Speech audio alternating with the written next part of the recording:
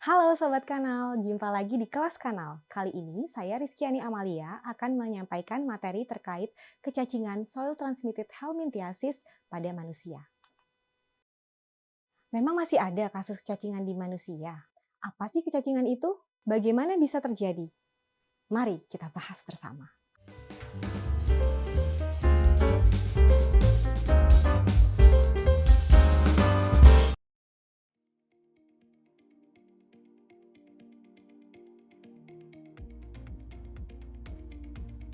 Kecacingan merupakan penyakit infeksi pada manusia yang disebabkan oleh cacing parasit usus. Cacing parasit usus ini yang menginfeksi manusia juga ada beberapa jenis. Salah satunya berasal dari soil transmitted helminths atau STH yang ditularkan melalui tanah. Indonesia termasuk salah satu negara endemis untuk penyakit infeksi cacing STH yang berkorelasi dengan banyak kasus malnutrisi dan anemia. Infeksi STH ini adalah salah satu jenis penyakit utama dari kelompok penyakit neglected tropical diseases atau penyakit yang terabaikan.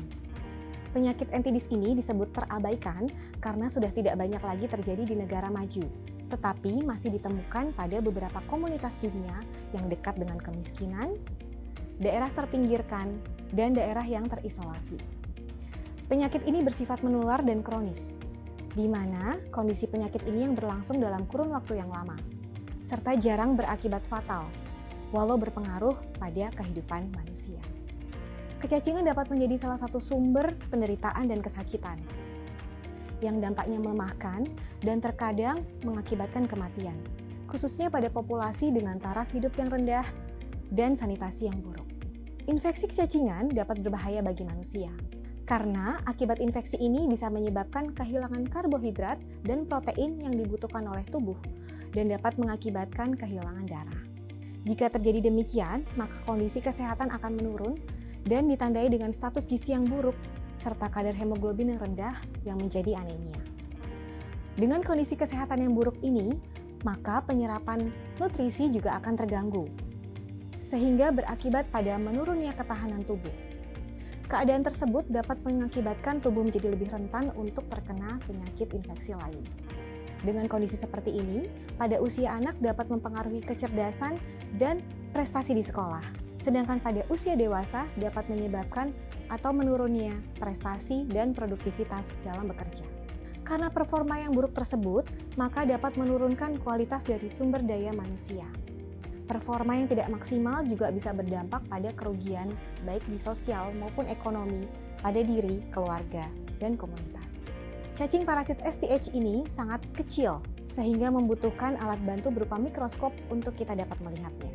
Jenis cacing yang dikenal dapat menginfeksi manusia adalah cacing cambuk atau biasa kita kenal dengan Trichuris trichiura yang dapat menyebabkan penyakit trikuriasis.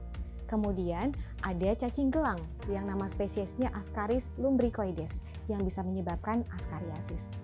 Dan yang terakhir adalah cacing kait atau cacing tambang yang disebut sebagai hookworm.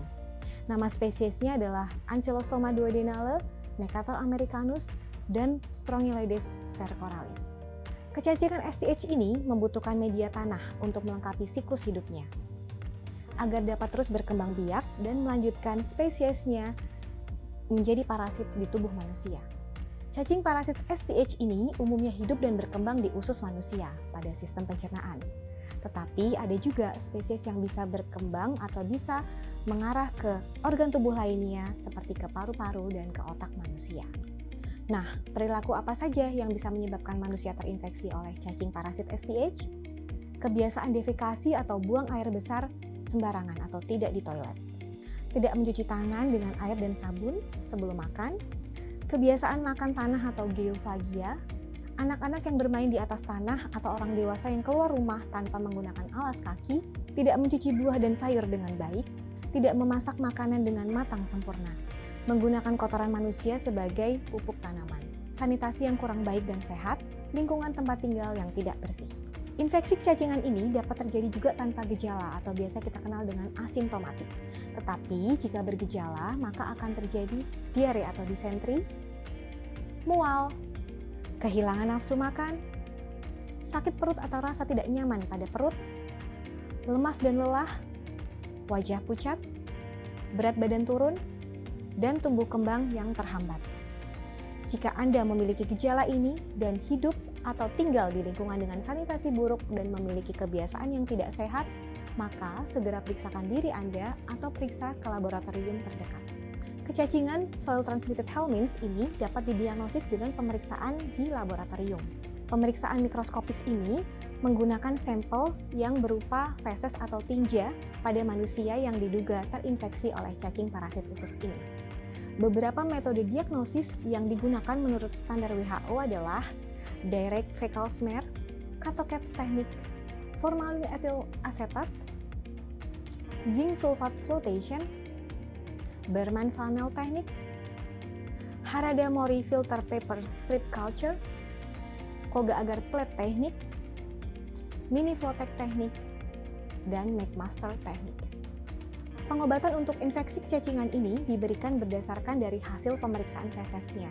Dinyatakan positif ditemukan cacing dan jenis parasit cacingnya. Pengobatan dapat dilakukan di sarana kesehatan terdekat, yaitu klinik, puskesmas, ataupun rumah sakit. Beberapa jenis obat yang disarankan oleh Kementerian Kesehatan untuk mengobati kecacingan ini adalah albendazole, mebendazole, dan pirantel tamoan. Dosis pengobatan disesuaikan dengan hasil pemeriksaan dan jenis cacing yang ditemukan. Terdapat beberapa cara untuk kita bisa mencegah diri agar terhindar dari infeksi kecacingan ini, yaitu cuci tangan dengan air dan sabun, buang air besar di jamban atau di toilet, konsumsi makanan yang matang, cuci buah dan sayur dengan bersih, menjaga keamanan dan kebersihan makanan, gunakan alas kaki, potong kuku secara rutin, hindari menangani kotoran tanpa perlindungan, minum obat cacing secara rutin, menjaga kebersihan diri dan lingkungan sekitar. Ayo hindari kecacingan dengan pola hidup bersih dan sehat.